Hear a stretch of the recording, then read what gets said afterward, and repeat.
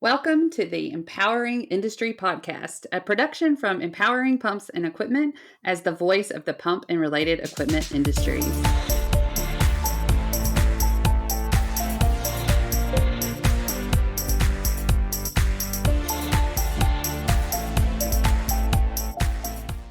Hey, everybody, and welcome to the Empowering Industry Podcast. I'm your host, Charli K. Matthews. I am so happy to be here. It's springtime. I'm loving it. I'm feeling it. It's been bringing all the energy. And, I am here with Greg Case, who I just love watching him work. And it's just such a great motivator and leader within our industry. So, Greg, setting you up here to talk leadership today. But first, let's give people who don't know you just a little bit of background. All right. I went to school at the Maritime Academy in California. Got a couple degrees in engineering from there, and kind of went directly into the pump world from there. 30 plus years in the pump world. Done a lot of different jobs there. Everything from the engineering of the product itself. Was a consultant for a while where I did a lot of product design for a lot of companies. Did a little bit of sales for a while. Kind of done the gamut on the technical side of the pump world. And now you're at Taco. I'm at Taco. I know you've got a new position there. So tell us about that. Yeah, so 10 years with Taco and just started a new role as Chief Innovation Officer. And it's kind of an interesting role. I got to write the job description. I got some guidance from the boss, and she kind of laid out what she was thinking. But I got to write a lot of this myself, and it's kind of one of those dream jobs that you always say, "Hey, I want to do that when I grow up." So Chief Innovation Officer, I get to plot the course for the company for the 5 to 10 year period, and 10 and beyond, I guess, instead of the 0 to 5 year period. So I did that for the last 10 years at Taco, and now I get to kind of move out to the longer term view and try to see where we take the company and what the world's going to look like in 2030 and beyond. Well, I love that. And of course, I love the she followed by, the leader there. And I also just love that she is putting you in that role immediately. Okay, let's innovate. What is this going to look like for the company? What is your role going to look like? And one of those things about leadership, it does have to shift and adapt and change. But I'm curious because I am a little bit of a disruptor. I have my own disruptive ideas, right? How do we balance that desire to innovate and those disruptive things and ideas with, we've got to align with the company, their vision and culture. How do we innovate in that space? I think there's a delicate balance there. And I can't say that I've got it right, but the disruptive innovator, I think when people hear the word innovation, they think about the eureka moment. They think about that one big thing that is changing the world, and I think in some industries you've got to keep doing that. If you're in a nascent industry and you're working for a startup, you've got to keep coming out with that new greatest big powerful idea. There are more mature industries like the pump industry that I've worked in for years. Not so much of a huge disruption side to that in a lot of cases. It's more of a, how do we innovate around something that is well known, and we put a group of products or services around those that is actually going to make that product or that service bigger and bigger. So right. And when we're thinking about that and kind of this, we must innovate, which innovate is just like shifting a little, right? It's just like adapting a little bit. What does the market need? And so as we're looking at that, we are looking at that on sustainable growth, right? That's what we want. Tell us a little bit about how you're going to go about this. I'm really curious my own, but I'm sure everyone else is too. Yeah. So I look at all of this, as you just said, I kind of believe you grow or you die as a company. So if Mhm. you're not growing, you're dying. And how do you grow? You innovate. That's all there is to it. And some of those are small innovations and some of those are big innovations. And so I look at this with, kind of a short list of variables. What's your market look like? Is your market looking for that big innovation, or everybody could come in and disrupt, but if you're a market leader, you really don't want a big disrupt. You want to carry on. um, what's the regulatory environment look like for where you're at? If it's highly regulated, you're going to have a narrow tunnel to go through to innovate. If it's no rules, then you've got a lot more latitude. Capital intensity is another one that I look at. Companies only have so much money, so you could take a lot of small bets, or you could take a big bet or a couple big bets, depending on how big you are. But really, capital intensive stuff gets to be to limit how many shots you're going to actually get to take. And then I think you hit it on the head earlier that the corporate risk tolerance is a big factor here. If the company treats a failure of some innovative idea as a learning opportunity, then innovation thrives and people are willing to take risks. If a failure is a career limiting move, then yeah, nobody's going to take that risk twice. So it really, you've got to put that environment together that helps people want to be innovative. And like you said, the sustainability of it is, you know, do you take one or two big shots, or do you take lots of little shots? And again, I think that has so much to do with the industry that you're in and how mature it is, how mature your company is in that industry.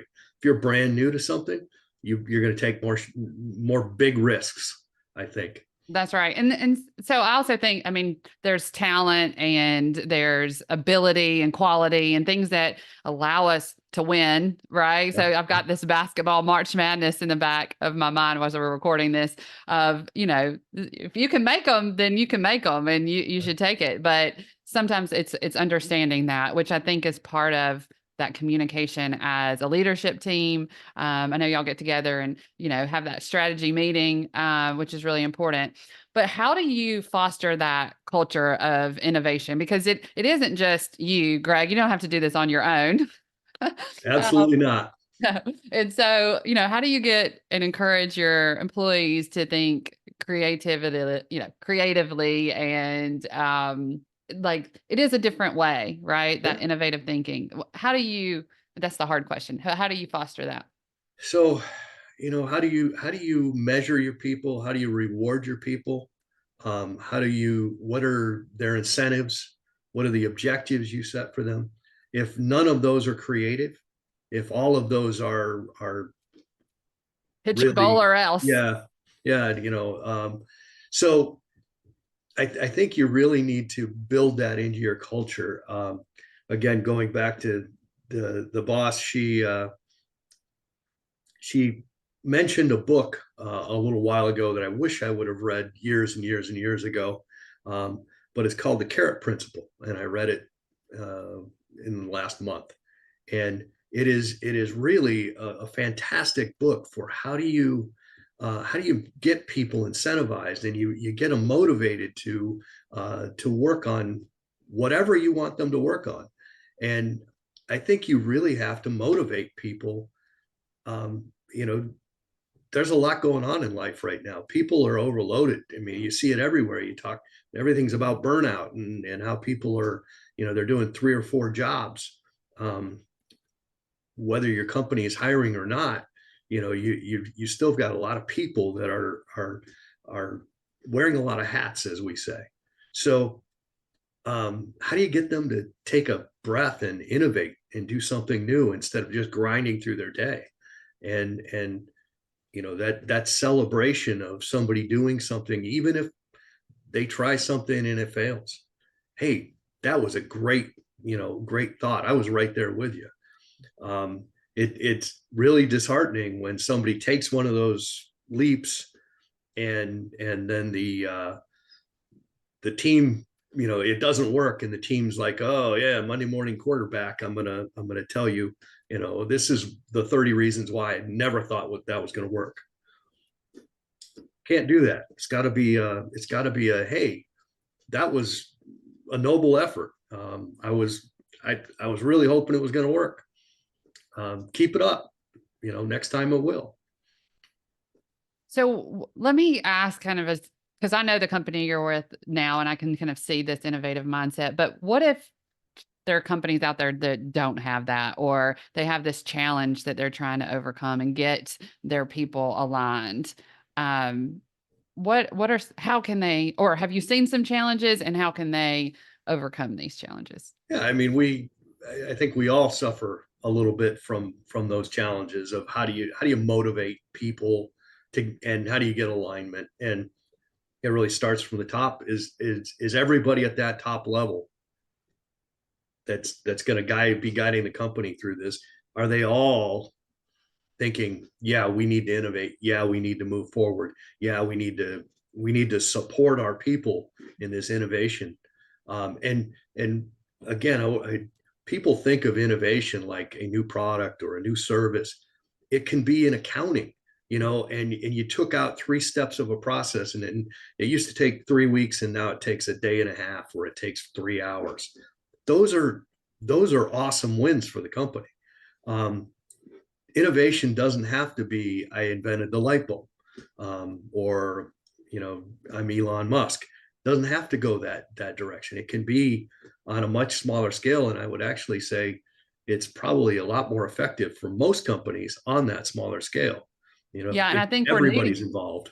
Yeah, and I think what we're needing right now. I feel like I feel that in the industry, and like looking at what we're doing. It's not like we need to completely change what we're doing, but is there any loopholes? Is there any spots of improvement? I remember the story on one of the podcasts about, hey, we gotta size this, pump differently so it fits in the actual crate that go across seas. And I'm just like, no brainer, right? Like, Yeah. but when you're in the hustle, you don't think about it. So, taking people out of that and giving them something of a, you call it a break, but it's more like a mental break, right? It's Yeah. like Yeah. just some time to think. um could you give us some examples of like successful innovation strategies? um yeah. Again, we're in a fairly mature industry in the pump market. So these are not, you invented the lithium battery kind of things. But yeah, so some very interesting pieces with this, and I'm gonna use the innovation around the core. So taking a product that's already a stellar product for you, you already it's what you're known for in the industry, and then building around that product services and things that capture the mind share of people that are out there. Um, I'm gonna walk away from the Takeo product and use a well-known example. So GoPro cameras, everybody knows GoPro cameras.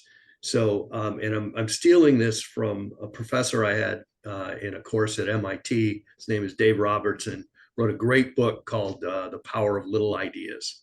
So if you're looking for a great read, go out and It's check two this great out. reads in one Yeah, podcast, yeah. Look Greg. at And then you that. gave us the great one from the last podcast, which I Yeah, will be linking to your previous podcast in here. But yeah, it's full of resources already, yeah, Greg.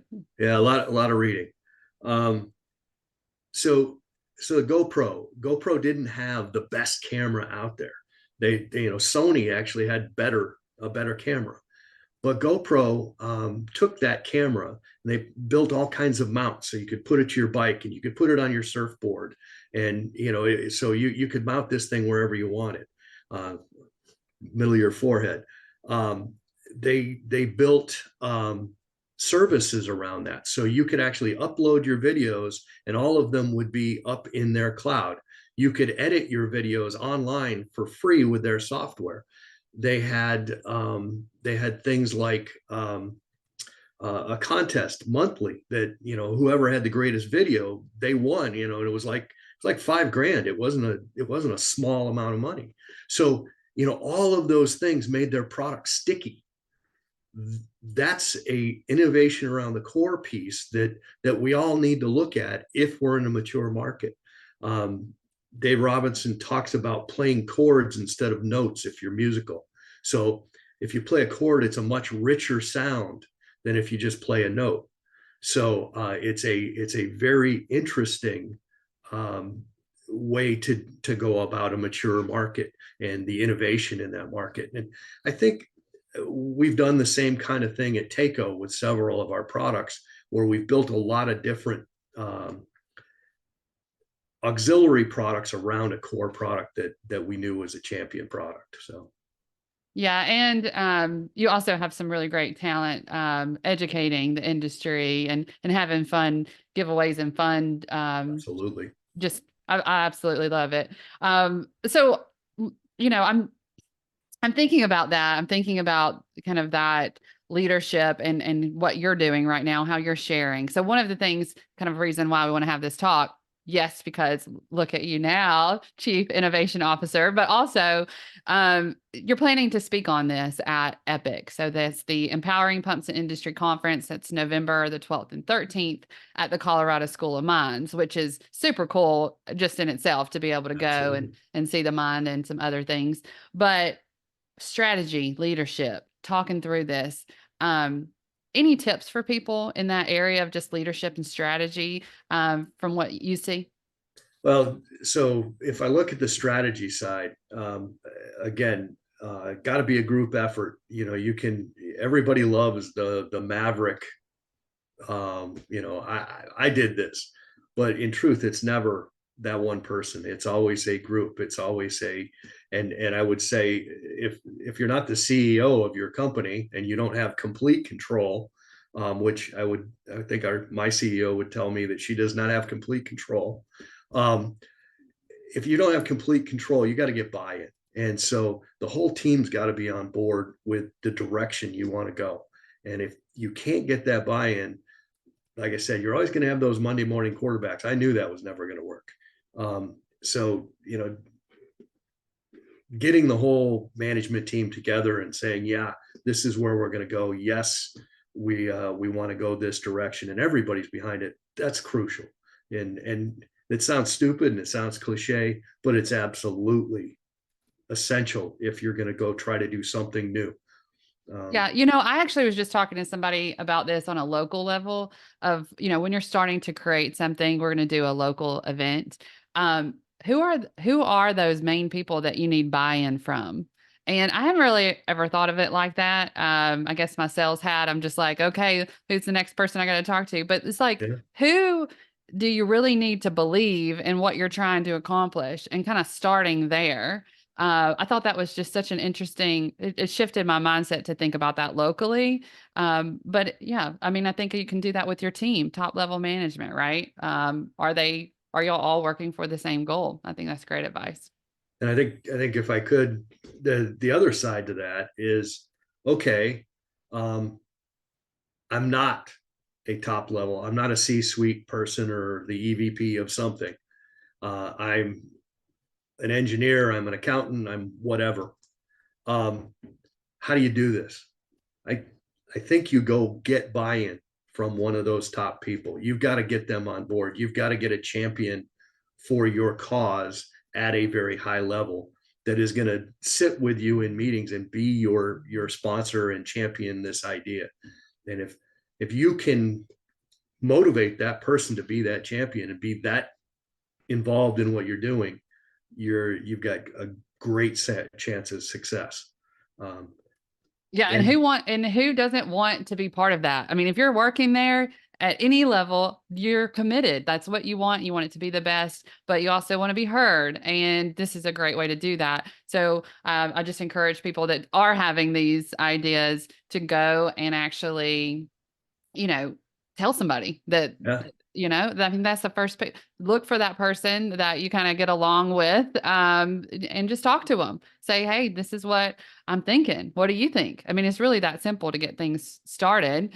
And so it's wonderful to have leadership around you like that, that can listen, take it in, Yeah. be like, okay, that didn't work. Let's do something different. Let's Yeah. figure it out. So I love that. Greg, I'm really excited about having you present, but you're doing this kind of, I've seen your thought leadership running through on LinkedIn. And so as far as like what's next, what we see coming, is there anything that you hope and want to leave our audience kind of thinking on this leadership journey that you're on? Uh, um, I think on the innovation side, I have to say, anybody can do this. It's not, you don't have to be in the R&D department to be an innovator. You can be an innovator at every level in every position. I read something the other day about somebody on the janitorial staff, um, and it was at a hospital, and she was on the oncology ward in a hospital, and everyone in that went through there knew this woman because she helped people out. She got them to the right people. If there was a problem, she knew who to go grab. You don't have to be, you don't have to have a title that says, "Hey, I'm the chief innovation officer." Doesn't have to happen that way. Um, and Well, so you every definitely have been doing that from all of the different positions you've been in, Greg. So I do appreciate your journey and how you have given to the industry as a whole. There are a couple things that definitely want y'all to check out Takeo, and I'll include a link so you get to know the company a little bit better. They're on socials as too. But looking for you, I know you do a lot of work with the Hydraulic Institute. They've done a lot as far as regulations we were talking about earlier, really connecting these pieces. Know that's a part. And then also, checking out Epic, come and join us in Colorado. It's going to be a great time. Looking for other resources or people or connecting, make sure that you just reach out. I mean, I absolutely love to meet new people. And, thanks so much, Greg, for, just being here. I won't make you do a rapid fire again, since you've already given us some really great resources. But I'll give you the last word. So I guess my last thing is, as I said, everybody can do it. Everybody must do it. This is everybody's job. Being creative, you're going to get a hell of a lot more out of your life if you do not stifle yourself and just do your job. Be creative, go out and find something you're passionate about at work and make it happen. Woo! That's good stuff right there. Thank you so much, Greg. And to everybody else, until next time, be empowering.